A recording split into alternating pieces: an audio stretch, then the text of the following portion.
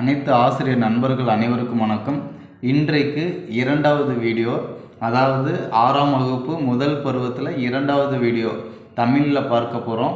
So இதற்கான முதல் வீடியோவை நீங்கள் பார்க்கணுன்னா நம்முடைய சேனல் டிஸ்கிரிப்ஷனில் கொடுத்துருக்கேன். பார்த்துட்டு அதனுடைய கண்டினியூட்டியாக இந்த வீடியோவை பாருங்கள்.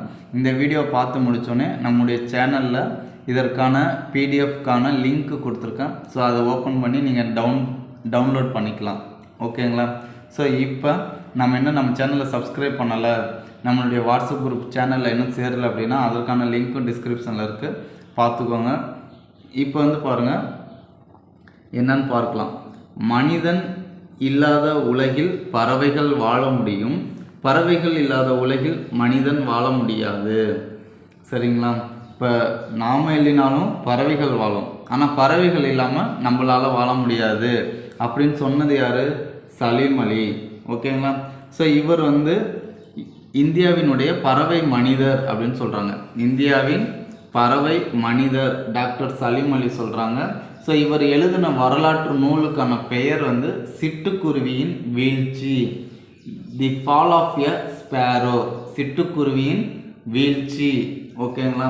ஸோ இப்போ இந்தியாவினுடைய பறவை மனிதர் யார்? டாக்டர் சலீம் அலி. டாக்டர் சலீம் அலி எழுதிய வரலாற்று நூலின் பெயர் என்ன? சிட்டுக்குருவியின் வீழ்ச்சி. அவர் முக்கியமாக என்ன சொல்கிறாரு? மனிதன் இல்லாத உலகில் பறவைகள் வாழ முடியும், பறவைகள் இல்லாத உலகில் மனிதன் வாழ முடியாது அப்படின்னு சொல்லியிருக்காரு. அடுத்தது, பறவைகள் பற்றிய படிக்கக்கூடிய படிப்புக்கு என்ன பேர் அப்படின்னு பார்த்தீங்கன்னா ஆர்னித்தாலஜி. ஆர்னித்தாலஜி. ஓகேங்களா? பறவைகள் பற்றிய படிப்புக்கு ஆர்னித்தாலஜின்னு பேர். இப்போ உலக சிட்டுக்குருவி நாள் அப்படின்னு பார்த்தீங்கன்னா மார்ச் 20.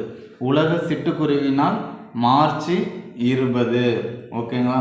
உலகிலேயே நெடுந்தொலைவு பயணம் செய்யக்கூடிய பறவையுடைய பெயர் என்னன்னு பார்த்தீங்கன்னா ஆர்க்டிக் ஆலா. ஆர்க்டிக் ஆலா. ஓகேங்களா? ஸோ அடுத்து இது எத்தனை கிலோமீட்டர் பறக்குங்க? 22,000 கிலோமீட்டர் பயணம் செய்யும். ஸோ இப்போ நான் உங்களுக்கு ஒரு கொஸ்டின் கேட்குறேன். ஃபஸ்ட்டு வீடியோவிலேருந்து 6th ஃபஸ்ட்டு டேர்ம்லேருந்து நான் கொஸ்டின் கேட்குறேன். சிட்டுக்குருவியுடைய ஆயுட்காலம் என்ன? கண்டிப்பாக கமெண்ட் பாக்ஸில் அப்படியே கமெண்ட் பண்ணுங்கள். அடுத்தது, சிறகையே அடிக்காமல் 400 கிலோமீட்டர் உயரத்தில் தர இறங்காமல் பறக்கக்கூடிய பறவையுடைய பெயர் என்ன?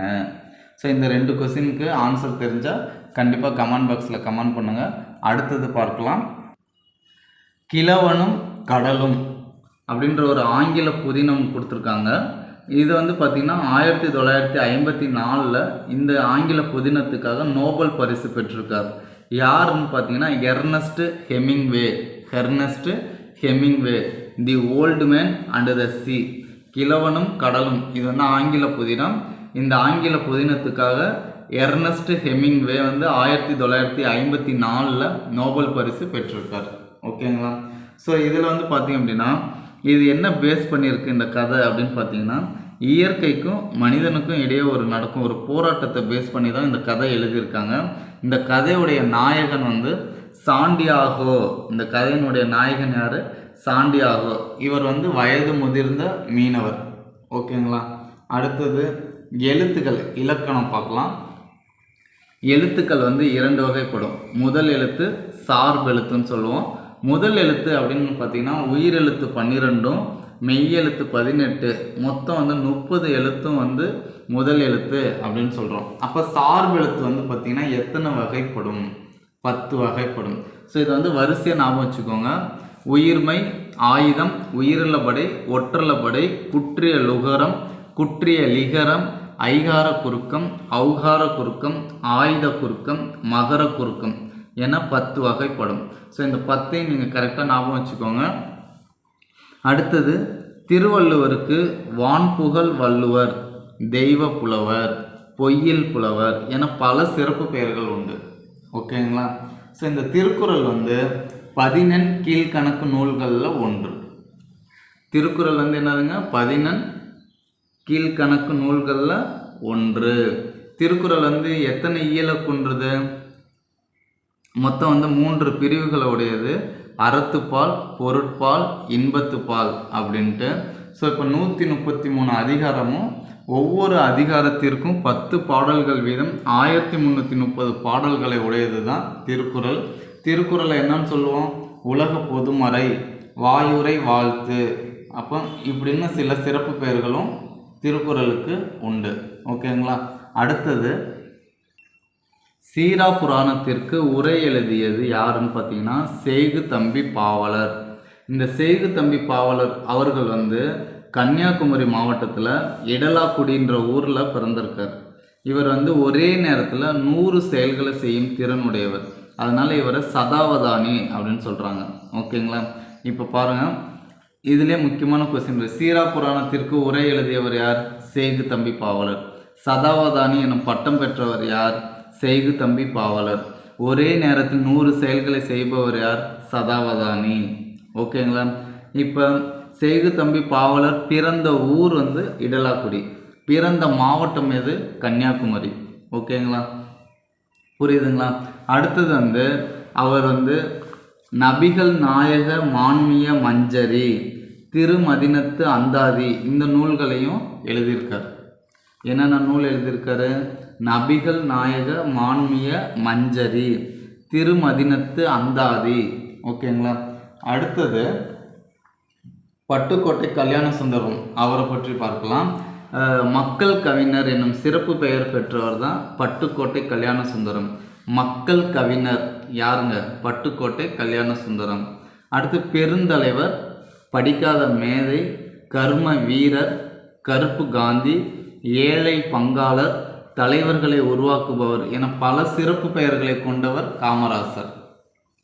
பெருந்தலைவர், படிக்காத மேதை, கர்ம வீரர், கருப்பு காந்தி முக்கியமானது. ஏன்னா இந்த மாதிரி வார்த்தைகள்லாம் கேட்பாங்க. ஸோ இப்போ கருப்பு காந்தி என்று அழைக்கப்படுபவர் காமராசர்.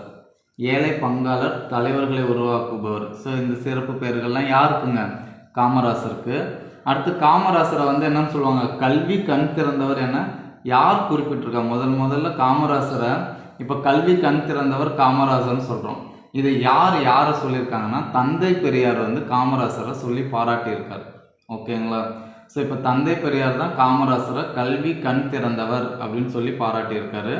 காமராசருக்கு வந்து நடுவண் அரசு 1976 பாரத ரத்னா விருது வழங்கியிருக்கு. காமராசருக்கு நடுவண் அரசு 1976 பாரத ரத்னா விருது வழங்கியிருக்கு. அடுத்தது கன்னியாகுமரியில் காமராசருக்கு 2/10/2000 மணிமண்டபம் அமைச்சிருக்காங்க. காமராசருடைய பிறந்த நாளை கல்வி வளர்ச்சி நாளாக கொண்டாடுறாங்க. எந்த தேதி? ஜூலை 15. காமராசர் பிறந்த நாள் எது? ஜூலை 15. அந்த நாளை கல்வி வளர்ச்சி நாளாக கொண்டாடுறோம். ஓகேங்களா? அடுத்தது ஆசிய கண்டத்திலேயே 3வது பெரிய நூலகம் அப்படின்னு பார்த்தீங்கன்னா அண்ணா நூற்றாண்டு நூலகம் தான். ஆசிய கண்டத்திலேயே 3வது பெரிய நூலகம் எது? அண்ணா நூற்றாண்டு நூலகம். இது வந்து 9 அடுக்குகளை கொண்டது. இதனுடைய பரப்பளவு அப்படின்னு பார்த்தீங்கன்னா 8 ஏக்கர். ஓகேங்களா? நூலகவியலுடைய தந்தை யாரு? ரா அரங்கநாதன். நூலகவியலின் தந்தை யாரு? ரா அரங்கநாதன். பறவை மனிதர் அப்படின்னு அழைக்கப்படுறது யாரு? நம்ம ஏற்கனவே பார்த்துருக்கோம் இது ஸ்டார்டிங்கில். ஸோ அந்த பேரை கமெண்ட் பாக்ஸில் கமெண்ட் பண்ணுங்கள். இப்போ நூலகவியலுடைய தந்தை டாக்டர் அரங்கநாதன். இப்போ இந்த நூலகத்தில் பார்வைத்திறன் குறைபாடுடையவர்கள் படிப்பதற்கேற்ற இந்த பிரெய்லி எழுத்து முறை நூல்களும் இடம்பெற்றிருக்கு. ஓகேங்களா? அடுத்தது ஆசிய கண்டத்திலேயே மிகப்பெரிய நூலகம் வந்து எங்கே இருக்குது? சீனாவில் இருக்குது. ஆசிய கண்டத்திலேயே மிகப்பெரிய நூலகம் சீனாவில் தான் இருக்குது. 3வது மிகப்பெரிய நூலகம் தான் அண்ணா நூற்றாண்டு நூலகம். ஓகேங்களா? அடுத்து சிறந்த நூலகர்களுக்கு முனைவர் சா ரா அரங்கநாதன் விருது வந்து வழங்குறாங்க. யாரெல்லாம் சிறந்த நூலகரோ அவங்களுக்கான விருது வந்து வழங்குறாங்க. யாருடைய பெயரில்? அரங்கநாதன் அவருடைய பெயரில் விருது வழங்குறாங்க. ஓகேங்களா? அவர் தான் நூலகத்தினுடைய தந்தை. இப்போ அண்ணா நூற்றாண்டு நூலகம் வந்து பார்த்திங்கன்னா 8 தளங்கள் இருக்குது. ஸோ 0லேருந்து 8 வரைக்கும் ஒவ்வொரு தளமும் வந்து என்னென்ன இதில் இருக்குதுன்னு பாருங்கள். 0 சொந்த நூல் படிப்பகம் பிரெய்லி. அடுத்து முதல் தளத்தில் குழந்தைகள் பிரிவு பருவ இதழ்கள். 2வது தளம் தமிழ் நூல்கள். 3வது தளத்தில் கணினி, தத்துவம், அரசியல், 4வது தளத்தில் பொருளியல், சட்டம், வணிகம், கல்வி. 5வது தளத்தில் கணிதம், அறிவியல், மருத்துவம். 6வது தளம் வந்து பொறியியல், வேளாண்மை, திரைப்படம். 7வது தளம் வரலாறு, சுற்றுலா, அரசு, கீழ்திசை சுவடிகள். கடைசி லாஸ்ட் தளம் 8ல் வந்து கல்வி, தொலைக்காட்சி, நூலக, அலுவலக பிரிவு. ஸோ இதெல்லாம் கேட்க மாட்டாங்கன்னு நினைக்காதீங்க, கண்டிப்பாக கேட்க வாய்ப்பு இருக்குது. அடுத்து மொழி என்பதற்கு சொல் என பொருள்படும். அடுத்து இலக்கணம். மொழி அப்படின்னா சொல் அப்படின்னு பொருள். மொழி வந்து முதல் எழுத்தாக வருபவை தான் உயிர் எழுத்து 12. அடுத்து கச, தப, நபம ஆகிய வரிசையில் உள்ள எல்லா உயிர்மை எழுத்துக்களும். இதெல்லாமே மொழிக்கு முதல்ல எந்தெந்த எழுத்துலாம் வருது அப்படின்னு பார்த்தீங்கன்னா உயிரெழுத்து 12 மொழிக்கு முதல்ல வரும். அடுத்து கா, சா, தா, நா, பா, மா இந்த வரிசையில் வரக்கூடிய எல்லா உயிர்மை எழுத்துக்களும் மொழிக்கு முதல்ல வரும். ஞா, ஞா, யா, வா இதில் இருக்கக்கூடிய ஒரு சில எழுத்துக்கள் மட்டும் மொழி முதல்ல வரும். இப்போ ஞா வரிசையில் ஒரு எடுத்துக்காட்டு கொடுத்துருக்காங்க, ஞனம். ஓகேங்களா? ஸோ இது வந்து முதல் எழுத்தாக கொண்டு முடியும். அடுத்து ஞா வரிசையில் பார்த்தீங்கன்னா என்னென்ன வார்த்தை எழுத்துக்கள்லாம் வரும். ஞால வந்து ஞா, ஞா, நே, ஞோ. யால வந்து யா, யா, யு, யு, யோ, யவ். வால வந்து வா, வா, வி, வி, வே, வே, வை, வவ். ஸோ இந்த எத்தனை எழுத்துக்கள், ஸோ இதெல்லாம் பார்த்துக்கோங்க. இது எல்லாமே வந்து மொழிக்கு முதல்ல வரும். மொழிக்கு முதல்ல மெய்யெழுத்துக்கள் டா, நா, ரா, லா, லா, லா, ரா, நா இந்த 8ம் ஆயுதெழுத்தும் கண்டிப்பாக வந்து மொழிக்கு முதல்ல வராது. ஓகேங்களா? அடுத்தது கடைசி வந்துட்டோம். அழகிய பெரியவனின் இயற்பெயர் வந்து அரவிந்தன். இவர் வந்து தகப்பன் கொடி புதினத்திற்கு 2003 தமிழ்நாடு அரசு விருது வந்து பெற்றிருக்கார். ஓகேங்களா?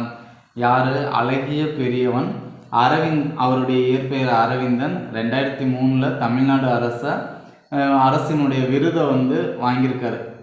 ஓகேங்களா? எந்த புதினத்திற்குன்னு பார்த்தீங்கன்னா தகப்பன் கொடி. இது மட்டும் இல்லாமல் அவர் நூல்லாம் எழுதியிருக்காரு. என்னென்ன நூல்னு பார்த்தீங்கன்னா குறடு, நெறிக்கட்டு, அருப நஞ்சு, பெருகும் வேட்கை. குறடு, நெறிக்கட்டு, அருப நஞ்சு, பெருகும் வேட்கை முதலிய நூல்களையும் எழுதியிருக்காரு. அடுத்து தமிழ் எண்கள். முக்கியமாக இதில் இருந்து கண்டிப்பாக ஒரு கொஸ்டின் வரும். இப்போ வந்து பார்த்தீங்கன்னா கா, 1னா கா, 2னா ஊ, 3னா ஞா, 4னா சா, 5னா ரு, 6னா சா, 7னா ஏ, 8னா ஆ, 9னா கு, 10னா கா. ஸோ இதில் வந்து பார்த்தீங்கன்னா இது இப்படி படிக்கிறதுக்கு கொஞ்சம் சிரமமாக இருக்கும். அப்போ நம்ம என்ன பண்ணலாம்னா கடுகு, உளுந்து, நெமச்சி, சமைச்சி, ருசிச்சு, சாப்பிட்டு, எடுத்து, அனைவரையும் கூப்பிட்டு கொடு. ஸோ இந்த சென்டென்ஸாக நம்ம ஞாபகம் வச்சுக்கிட்டோன்னா அதனுடைய முதல் எழுத்தை நம்ம ஈஸியாக ஞாபகம் வச்சுக்கலாம். இதை பற்றி நீங்கள் தெளிவாக பார்க்கணுன்னா இதற்கான வீடியோ நான் ஏற்கனவே சென்ட் பண்ணியிருக்கேன். ஸோ இது வந்து மேலே இதில் கொடுத்துருக்கேன் லிங்க்கு, அதை டச் பண்ணி பார்த்துக்கோங்க. தமிழ் எண்களுக்கான லிங்க்கு கொடுக்குறேன். கடுகு, உளுந்து, நெமச்சி, சமைச்சு, ருசிச்சு, சாப்பிட்டு, எடுத்து, அனைவரையும் கூப்பிட்டு கொடு. ஓகேங்களா? ஸோ கடைசி நம்ம இப்போ எந்த பிறந்த நாளாக இருந்தாலும் தமிழில் வாழ்த்துக்கள் தெரிவிக்கணும்னா ஸோ இந்த பாட்டை தான் நம்ம ஸ்டேட்டஸில் வைப்போம். நீண்ட நீண்ட காலம் நீ நீடு வாழ வேண்டும். இந்த பாடலை எழுதுனது யார் தெரியுங்களா? அறிவுமதி. ஓகேங்களா? ஸோ அவ்வளோதாங்க. இது வந்து 6th ஃபஸ்ட்டு டேர்முக்கான வீடியோ. இந்த 2 வீடியோவும் பாருங்கள். இதற்கான கொஸ்டின் வந்து நாளைக்கு உங்களுக்கு சென்ட் பண்ணுவேன். அதாவது கம்மிங் சாட்டர்டே வந்து நான் வந்து லிங்க் சென்ட் பண்ணுவேன். கண்டிப்பாக நீங்கள் செல்ஃப் டெஸ்ட்டு எழுதி செக் பண்ணிக்கோங்க. ஓகேங்களா? தேங்க்ஸ் ஃபார் வாட்சிங்னா thank you to all. Once again நீங்கள் இன்னும் வாட்ஸ்அப் சேனலில் இன்னும் ஜாயின் பண்ணல அப்படின்னா கண்டிப்பாக ஜாயின் பண்ணுங்கள். அதற்கான லிங்க்கு டிஸ்கிரிப்ஷனில் இருக்குது. கண்டிப்பாக ஜாயின் பண்ணுங்கள். தேங்க்ஸ் ஃபார் வாட்சிங்னா தேங்க்யூ டு ஆல்.